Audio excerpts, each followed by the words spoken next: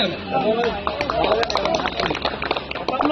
తప్పులందరూ చేస్తున్నారు, ఇప్పుడు కూడా తప్పుడమే మార్చమంటున్నాం. మాకు అన్యాయం చేయమంటాము. ఎలక్షన్లో మాటలు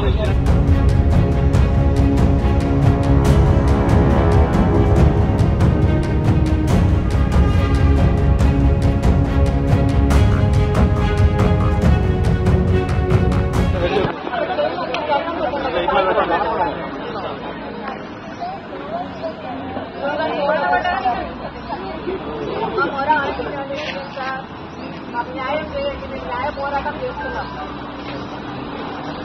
అడిగే సమస్య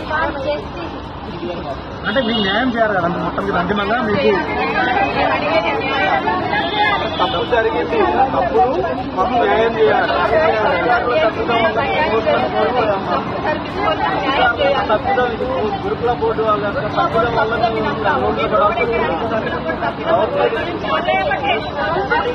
ఫాలో అవ్వలేదు.